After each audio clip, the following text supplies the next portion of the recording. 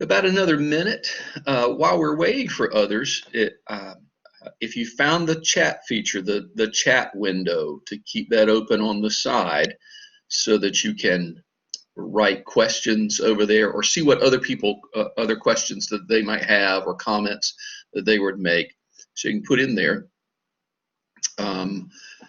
Let's see. Let me ask of all that are in the room. There are about 17, 18 of you in the room now. Can you all hear me okay? And then, yes, sir.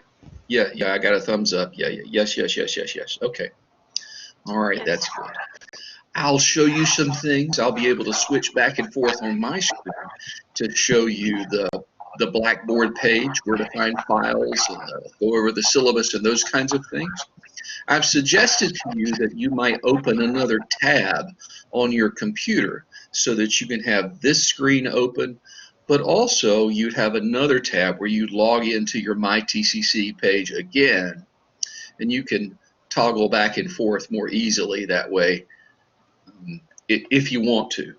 I'm going to show you on my screen. I'm able to toggle back and forth easier than you can, perhaps. And show you where things are found, where files are found. I can show you my screen and that sort of thing. But well, whatever you want to.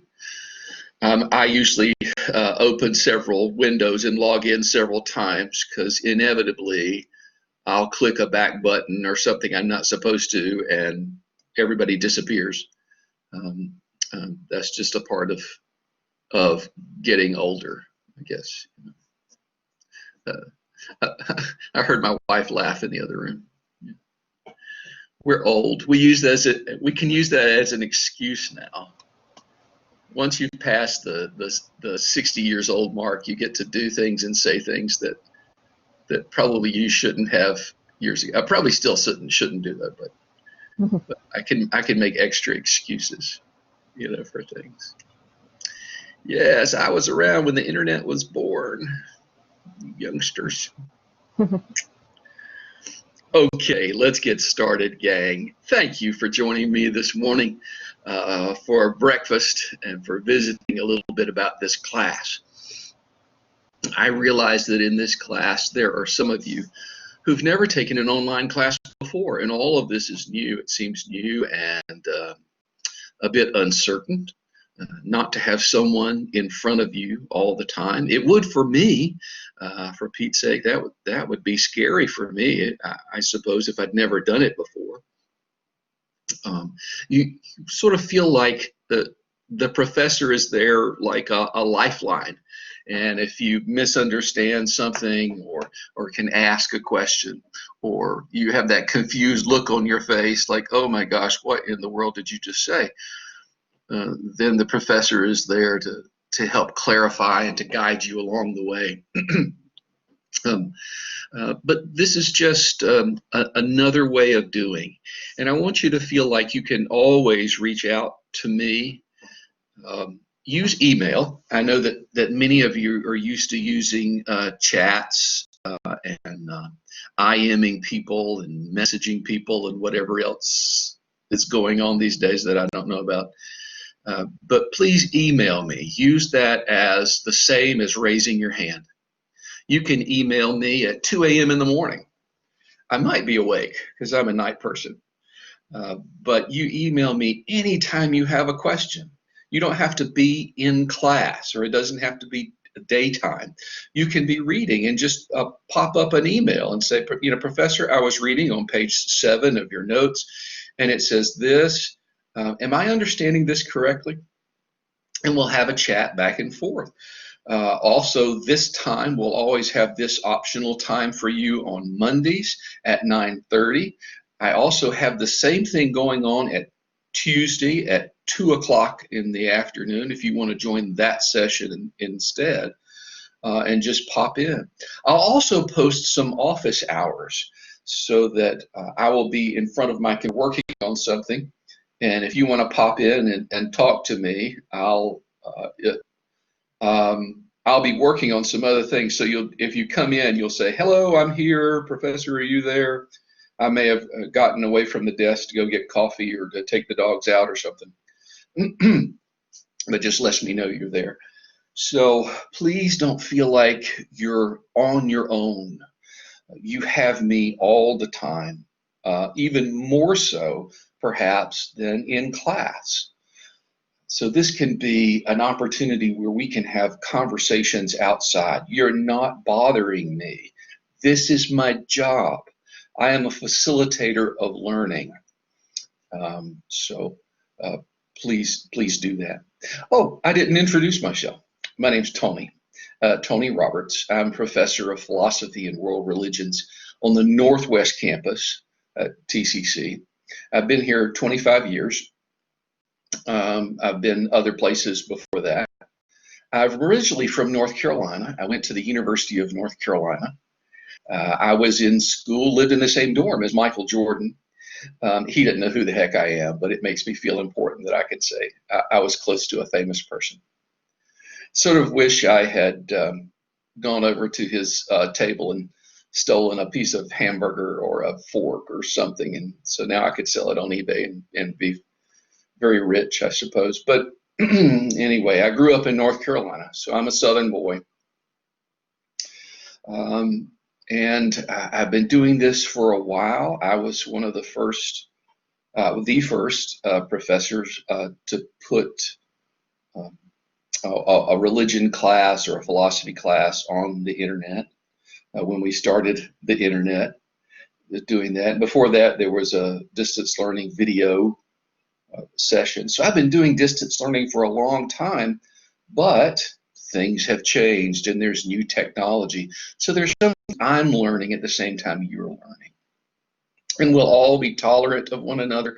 If you can't find something, don't panic. There was a time when I couldn't find it either, and I still can't find things. So if you can't find something, just shoot me an email. Say, Professor, tell me again where to find this file or when something is due. Always check your announcements area on the web page. Okay. Today we're going to go over kind of a brief orientation of class. I asked you to read the syllabus before we came today, so whether you did or not, I'm going to assume that you did or will very soon. We'll go over that pretty quick, and then I'll give you an introduction to lesson 1. That's what I'll do every week. You're going to read on your own, but each week I'll give you an overview. Here's some of the highlights, some of the main ideas. So I'm going to go into my share mode here so that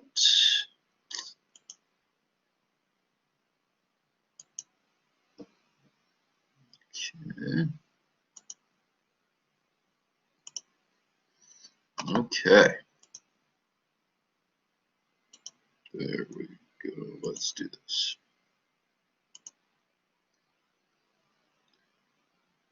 Come on. There. So your screen should look like this. Let me take this out of. All right. There will always be announcements. Now, your first announcement was pretty long. It was a welcome and how to get into this page. But sometimes several times a week, I'll put reminders here for you. Remember, something is due next week at this time, or if we've had a problem with Blackboard and they've notified me, I might put an announcement up there. Or a question that someone has that emailed me, and I think that everyone would benefit from this question. Maybe everyone has. So I'll put it in the announcements area. That's just the easiest place. And if you only check your announcements, maybe once a week, which I don't advise, but if you check it once a week, look for several announcements. Don't just read the first one that's there at the top, because I may have posted several that week. Be sure to read those. Now, off to the side, hopefully you found the syllabus file. All of my files are in PDF format, or Adobe Acrobat Reader. That way, whatever kind of computer you have, you'll be able to see it. So when you open the file, it'll open in a new window. So let me go. Let me find that old syllabus thing. Okay, excuse me, I have to toggle back and forth between different screens so that you can see. Okay. So if you click on the syllabus, you see this. Let me see.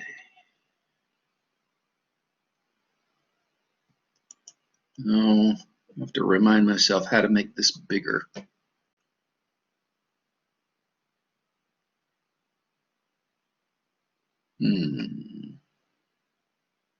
Do any of you know?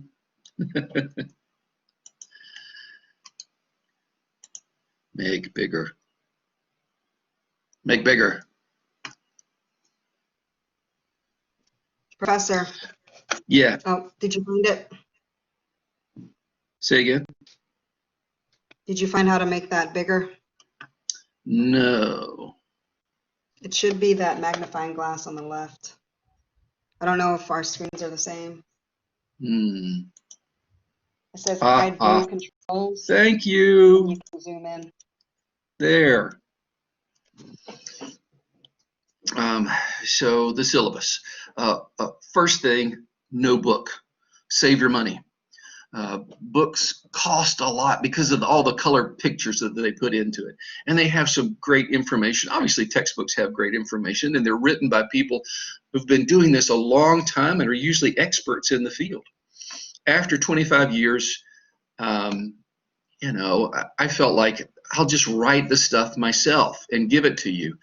Everything that I would say in a lecture, along with some pictures or things I would put on PowerPoint, I decided just to write it up and post it out there. So you've kind of got a textbook for free, but also my notes have explanations in them that I would add in class that you can't put in textbooks. And also, I'll show you a feature of our notes in which you dialogue with the notes. It's kind of like homework we'll do. So everything is in those lesson notes. Off to the side of your screen, to the left side in the navigation bar, you'll see a section called Lessons, and you'll click on that. I'll show you that in just a minute. But in the lessons, that's where the notes are for each week. I'll try to keep things on a 1 week or a 2 week cycle. So usually each religion will take 2 weeks to cover. So there'll be 2 weeks on Hinduism, 2 weeks on Buddhism, 2 weeks on Judaism, that sort of thing. And there will be your homework, what you write to the reflection questions in the notes, are due at the end of each lesson, always on a Monday, always before 5:30. And if let me pause here to say, how you manage your time is up to you completely. If you've set aside Tuesdays to do world religions and nothing but world religions, and you want to go through the entire 2 week lesson in one sitting, and and do the responses and turn them in, you're welcome to do that. And then you work on something else for the rest of the week, or you've got work or other things to do. So manage your time the way you want to do it. You can always turn things in early, but not late. So you have always until Monday at 5 p.m. to turn in a document. Okay, so here are the lessons. Let's see. There's live sessions every week. I don't require you to come to these. They're really helpful just to touch base each week and let me give you an introduction to that week's material. Or when we get close to an exam, we'll use this time as an exam review. So I hope you can check in sometime every week, even if you can't stay the whole time. That's okay. Just come ask your question that you want to, and then if you feel like that's enough and you want to leave, that's fine. You can get up and leave class, which is another good thing about distance learning. It's okay, because everything is here content-wise. There are 4 exams, and each exam is final for that bit of material. So once you're tested on Hinduism and Buddhism, you'll not be tested on that again. There's not a cumulative final at the end. During the final exam week, there's just our 4th exam, and it happens to be on Christianity and Islam. So no huge tests. They're shorter tests. So they'll take no more than 30 or 40 minutes for you to do. And all the exams are online. There's an area off to the left that I'll post. I'll open the exam window. You'll click on it and take the exam there, and it will lead you through the exam. You'll do one question at a time. You can't go back and forth over the questions, so you'll have one question on each exam. My exams are fill in the blank, multiple choice, matching, those kinds of things. I'll always have a word bank for you if there's fill in the blank sort of things. I'll have the words that we've discussed in that unit on that word bank. And the word bank will appear below each question. So if question 1 is on Hinduism, there'll be a word bank for the whole Hinduism and Buddhism down at the bottom, just in case you need a little nudge. You say, oh, I remember it's that word that starts with a B, but I've forgotten it. You can look down at the word list, and I have them alphabetically. All the words are alphabetical. So you can look at it and go, oh, that's right, it's Brahman. And you can type in your response that way. There are no essays on the test, no writing lengthy answers on the test. However, as a freshman level class, I need to train you in how to write a college essay, because that's what college is about. So I write the essay to show you what a good essay looks like. And the exams consist of me having left out sections in the essay. So there'll be an essay prompt like Mary, here's one. Excuse me, the second exam. It says your Aunt Mary is going to India, and before she goes, she says, hey, I want to know something about Hinduism before I go, so that I don't do anything stupid or do something inappropriate. So will you tell me a little about Hinduism?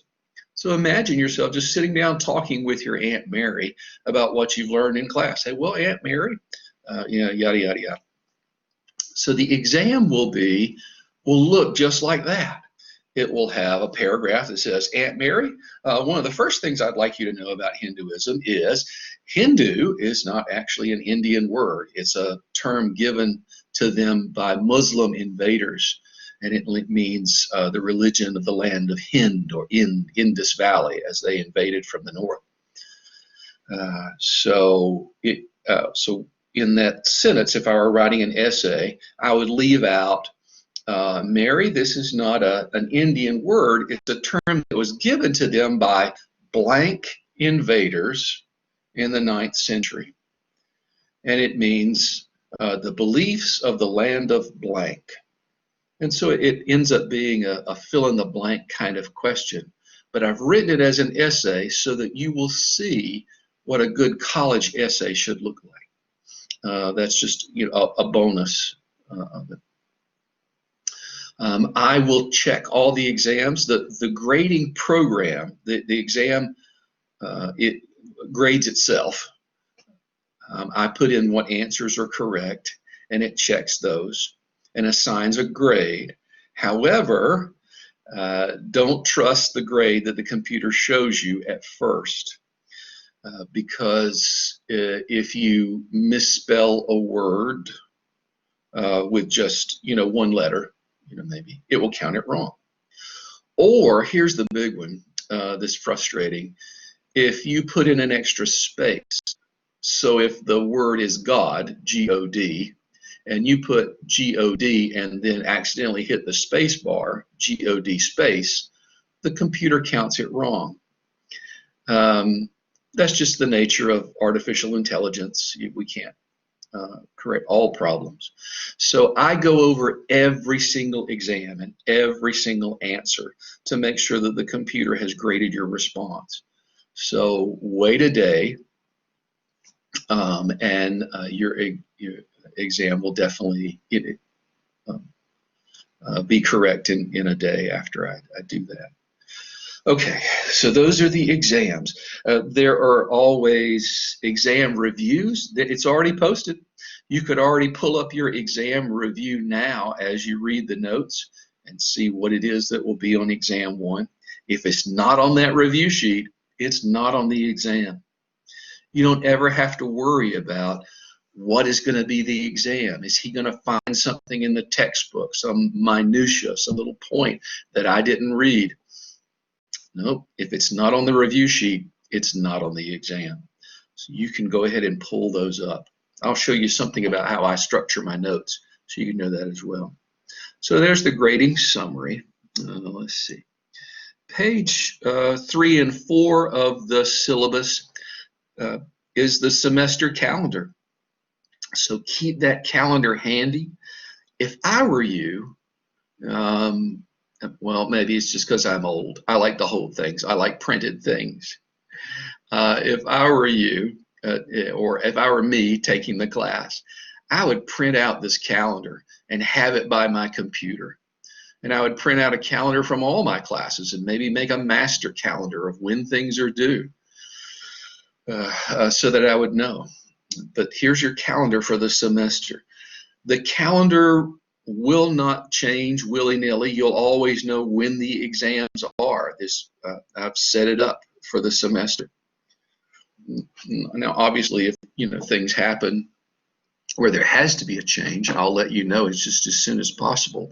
But here's another benefit of distance learning is if it snows or ices or does something strange in Texas, we don't have to change our schedule.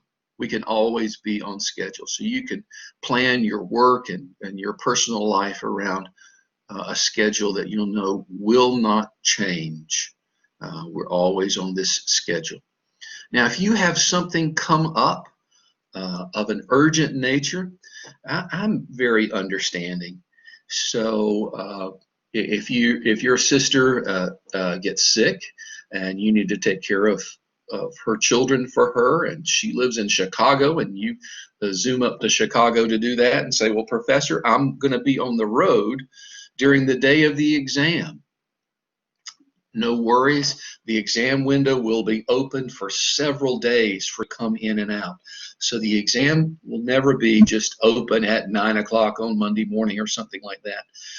You'll always have like 3 days to come into the exam. If something comes up suddenly, if you plan to take the exam on Monday, the exam window closes at noon on Monday, something like that. So, oh my goodness, I had to go pick up my child from daycare because she got sick. Just send me an email and let me know of the emergency and say, Professor, can you open the window for me at 5 o'clock this afternoon when I get back from this urgent situation. And I trust that you will not lie to me. And emergencies are emergencies, especially in our strange world of COVID restrictions. So let me know what's going on with you all the time. All right, that's the syllabus. I'm going to show you what lessons look like, what the exams look like, that sort of thing. But anybody have a question so far? Let's see. Anybody want to put anything in the chat? If not, I'll keep moving on, and you can always write a question over in the chat, and I'll pick it up eventually. I have a question about one of the dates on the exam. Okay. So what is that question? I'll just say it. Can you hear me? I'll just say it. On exam 2, it says that our test is between Wednesday, October 5th and Friday. I can't hear you very well. So let's try again. Speak up a little bit. Is something about exam 2. Go ahead, try again. Okay, can you hear me now? Is that better? Not really, but I'm going to listen close. Go ahead. Okay. So exam 2, it says Wednesday, October 5th. Oh my God. Okay.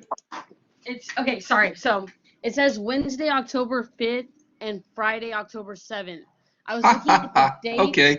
Yay, you found my first goof. Yeah.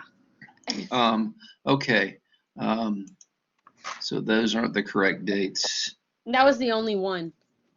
Yeah, thank you for finding that. So that should say Monday, October 5th to Wednesday. Our exams are going to be usually Monday or through Wednesday. So thank you for letting me know that. I need to correct that right away, and I'll post a new one. I better write that down.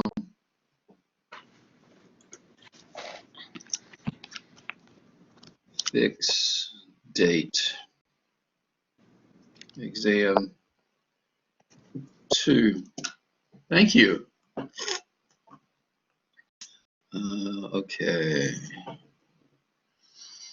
Okay, let's have a look at, what do we have a look at now? We're going to look at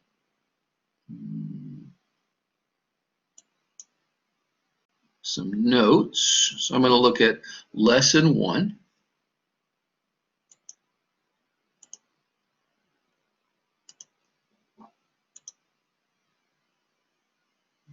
There we go.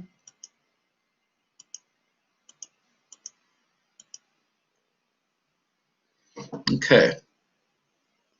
Each lesson up at the top, I've repeated the exam schedule up at the top.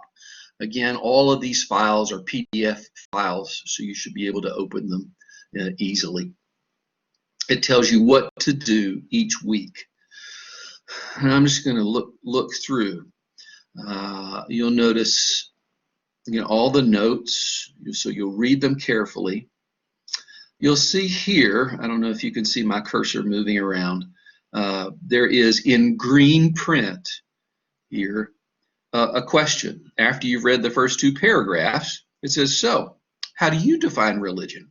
This is pretty important at the beginning of a religion class, is to understand not what I want you to think necessarily. Of course, if it's factual information about what Buddhists do or the history of their faith, then yeah. But right now, I want you subjectively to ask yourself, well, what do I think religion is? It's important because what you bring to the class is what influences what you receive from the class. If you come into this class with a certain perception of what religion is, then it limits our understanding of the world. You understand that by now in just about everything. So, for example, I'm going to hold up an object. this. This is a mascot, a stuffed mascot of Ramesses. This is the mascot for the University of North Carolina, and it plays the fight song. You may have some things like that if you have a favorite team or whatever, a mascot.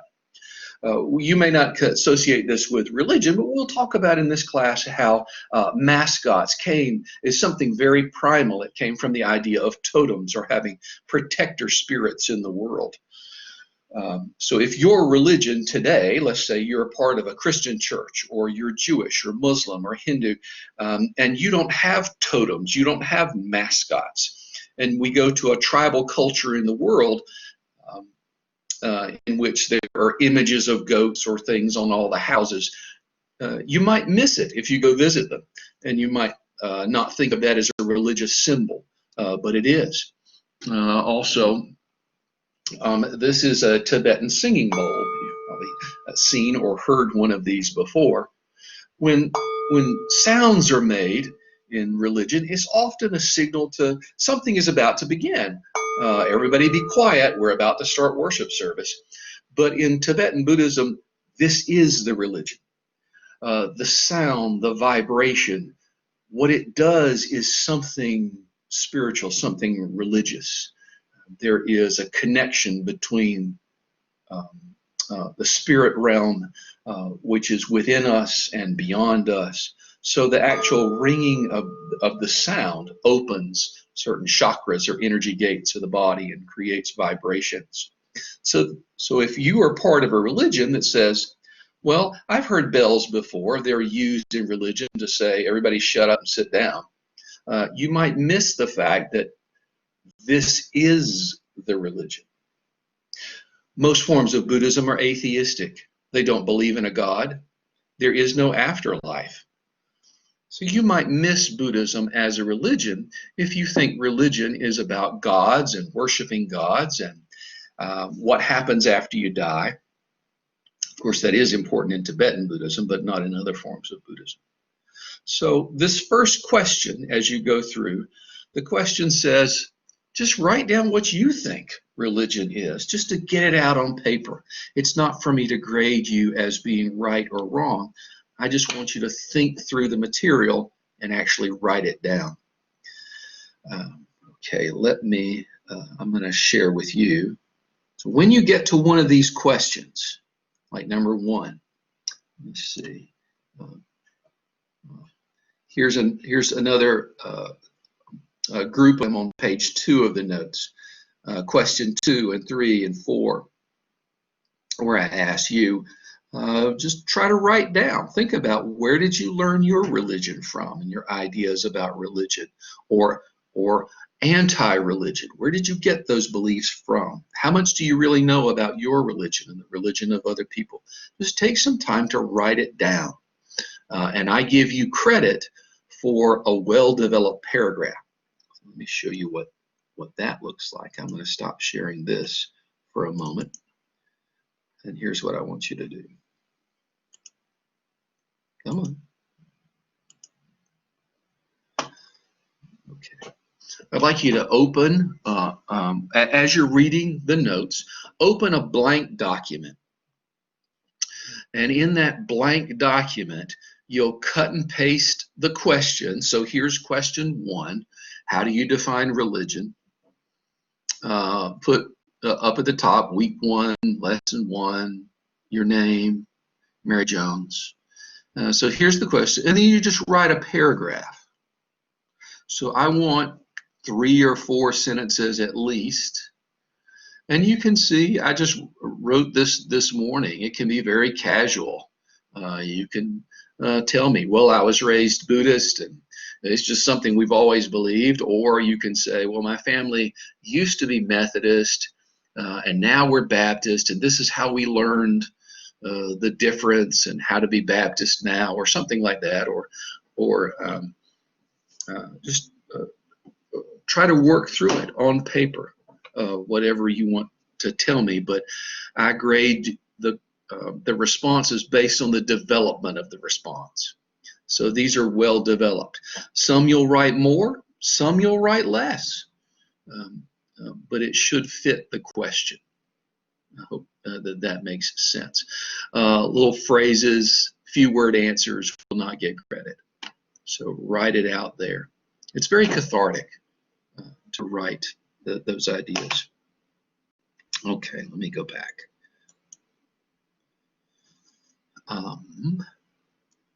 Let's see.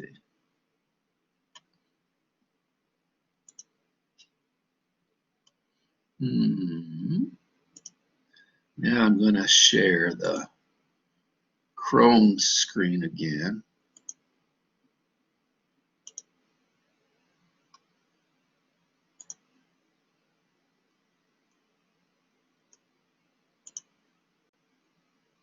Grr.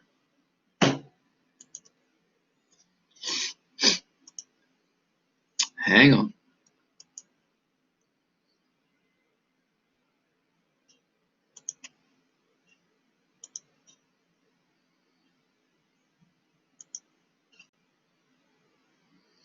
Okay.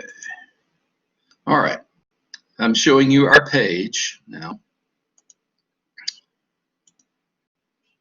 Yeah. So in the lessons section, when you click on lessons, here's Unit 1. It tells you this is what you find in this folder, the notes. So there's lesson 1. If you just click on it, the notes will open up for you. Here's another copy of the calendar, what's due this week. There's lesson 2, that's for next week. And then if you keep going, there's exam portal and the review sheet. Actually, in your screen, it'll probably say, this is probably all you'll see is lesson 1, and then it'll say down off to the right, page 1 of 3. So you'll click to the next page and you'll see lesson 2. And you'll click to the next page and you'll see exam. And if you click on the exam section, then you'll see there's the exam review right there. You click on that. I also have in here a sample essay. If I were writing an essay, this is what it might look like. And you could use that as an example to quiz yourself. You could open up this document and erase some of the words like I'm going to do on the test. I'll write an essay, not the one we have here, but I'll write an essay and then erase some of the phrases or words.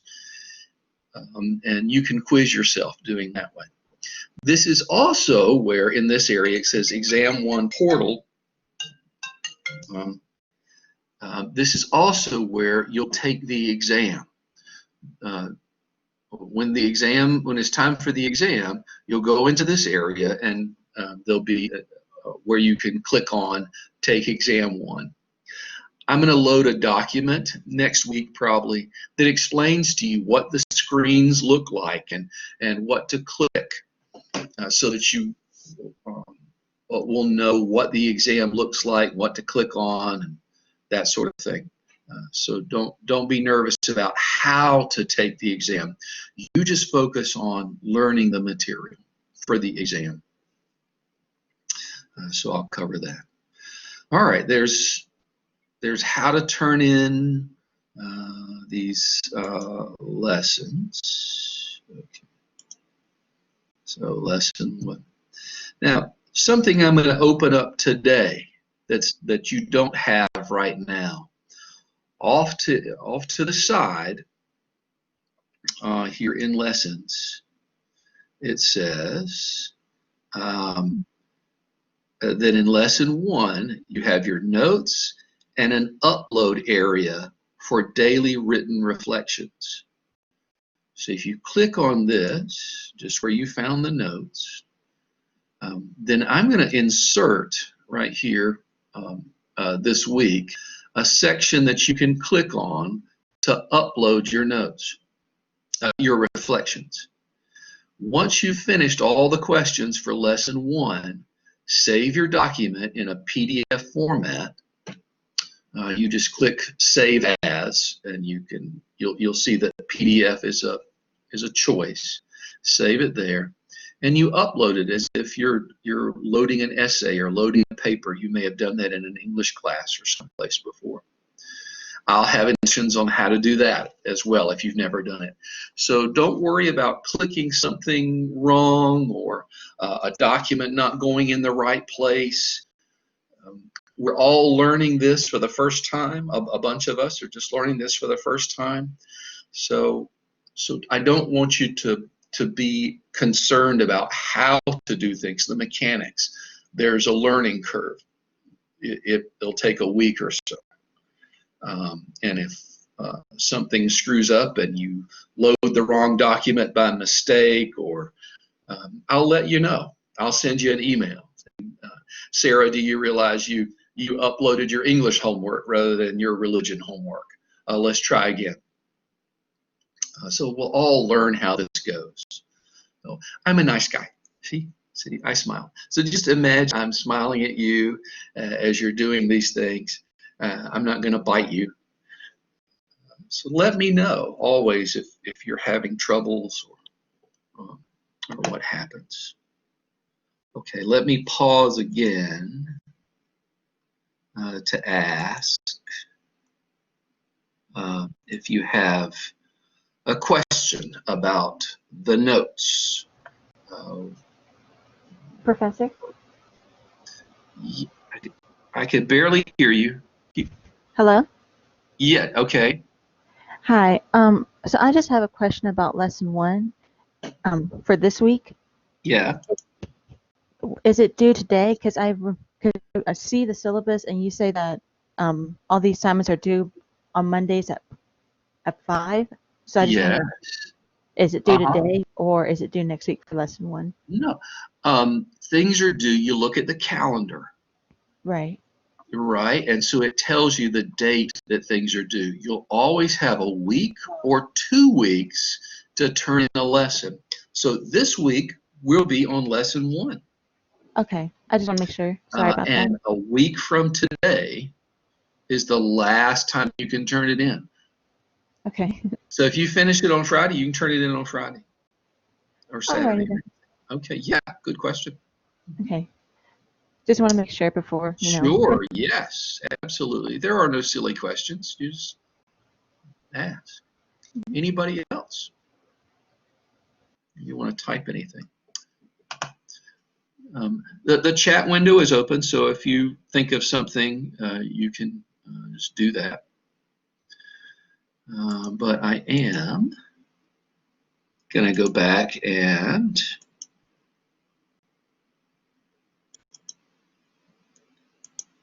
do lesson 1. I'm going to show you lesson 1. There. All right, here's a brief introduction to lesson, just in the last 12 to 15 minutes that we have left. I'll never go over an hour when we have these sessions. Again, you can pop in and out as you need to. I'll never go more than an hour that you can check out, but I'll stay online longer for you to hang around and ask questions or whatever you want to. So I will not stop being here in an hour, but you're welcome to go. Okay, lesson 1. Lesson 1 is just trying to understand what this thing called religion is. And there's not really a definition that I'll use because I often tell my students, well, there's no such thing as religion with a capital R. There are religions. In fact, there's no such thing as Christianity. There's Christianities. There are Judaisms. Yes, Jared, your Blackboard screen, I have a little question in the middle.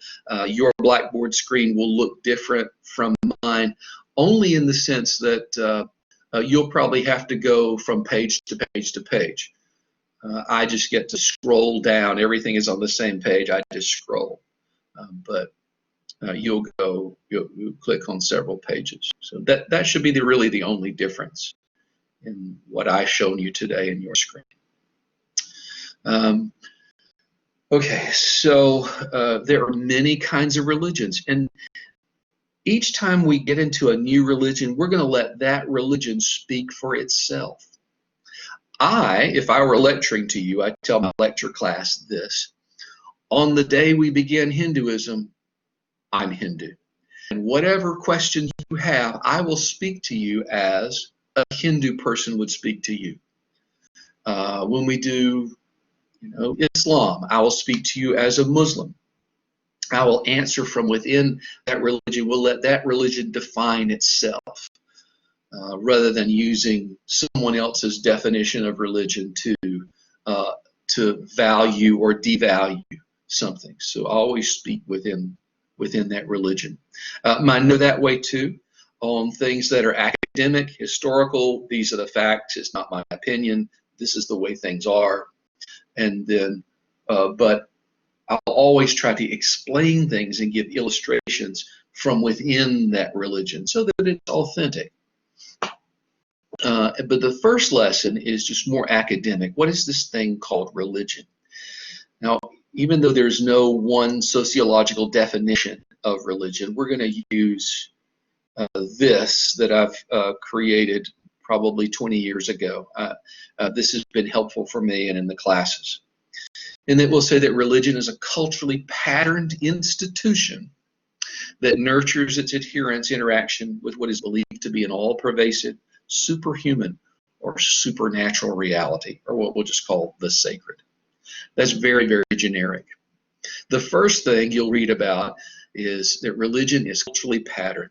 That means it grows out of a culture at a particular time. So if we want to understand what Judaism is today, we need to know where it began and how it changed over time.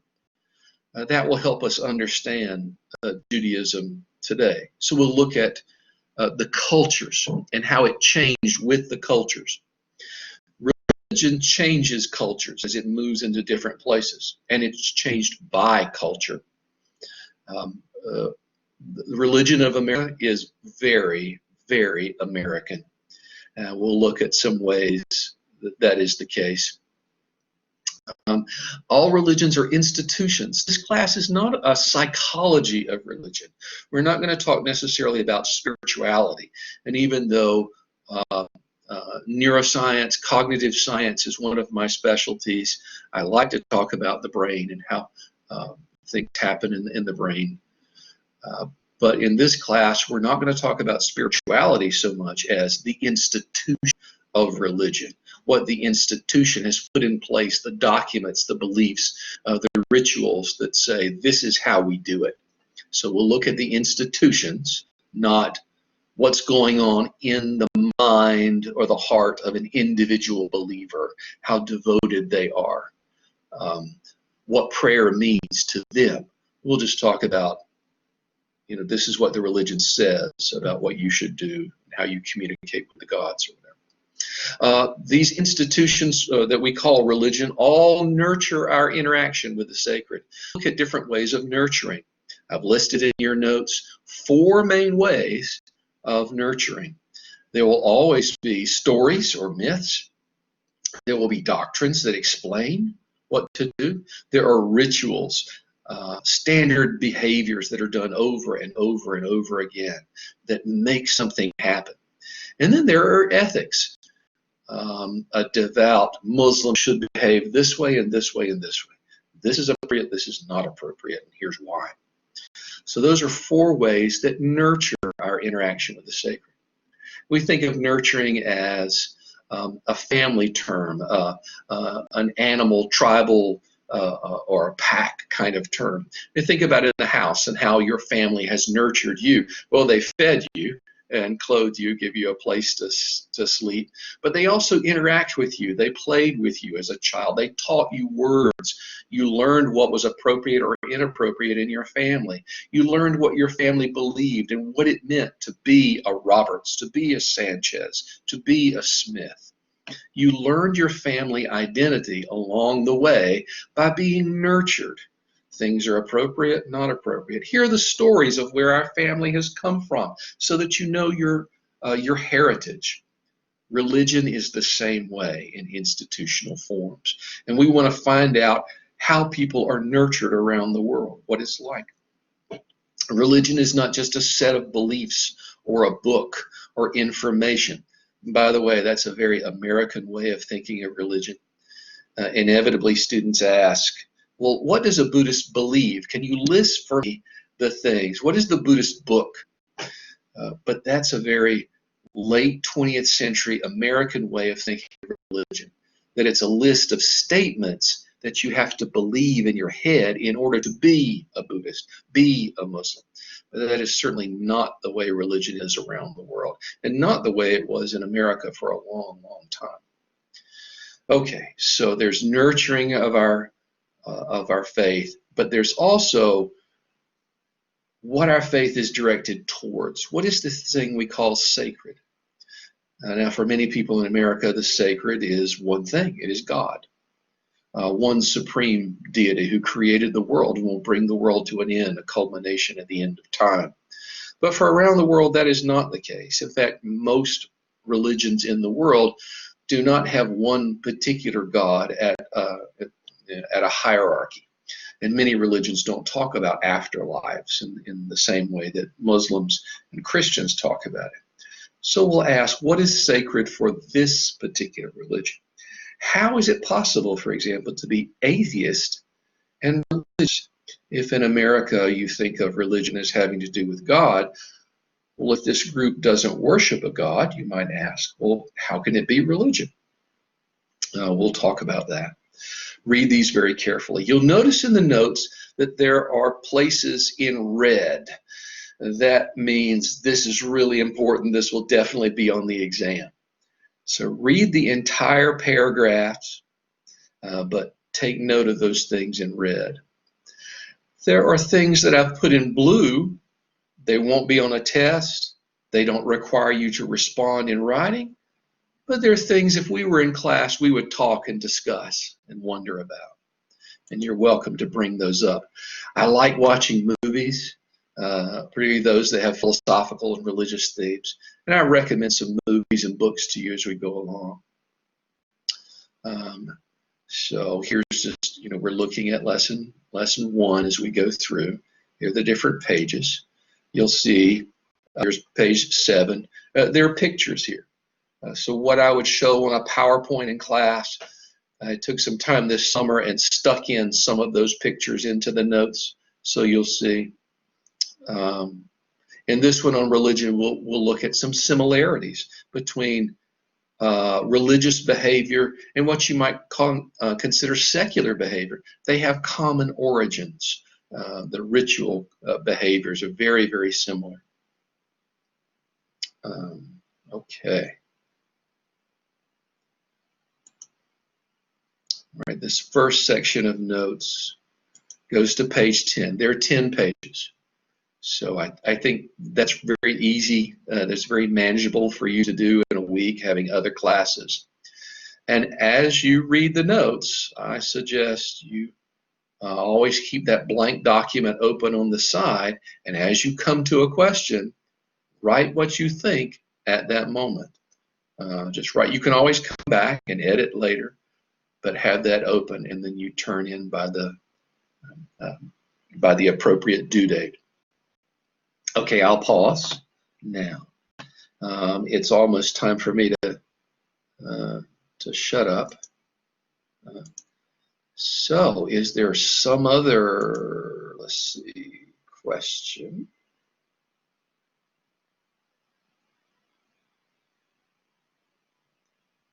Anything else? Now I realize, I'm just going to keep talking a little bit. You can post things off to the side. Right now, you don't know what questions you might have because you haven't read the first lesson yet. You haven't finished reading the syllabus, perhaps. And you think, gosh, later tonight, I'll probably have a question. All of this stuff is confusing. What if I can't find where to post something? I'm frightened of how this online will go. Don't worry, I'm here. I'm here. When you have a question tonight at 2 a.m. in the morning, when you've read some things, you just shoot me an email. You're welcome to pop into the orientation tomorrow. Come a little early if you want to. That's right, Alana. Lesson 1 notes are due next Monday or anytime before Monday. If you finish them today or tomorrow, I will open up the window for you to post those. So it's not there yet, but it will be. I'll be sure to do that later today. So you're welcome to pop into any section, to come multiple times. I have 2 during the week. So you can come. If you forgot to ask a question today, pop in tomorrow and ask a question, and then leave the session. You don't have to stay for the whole time. Okay. Anything else? Okay, I'm going to let you, officially we'll bring an end to this. I'll stop the recording now. For those who can't attend, they'll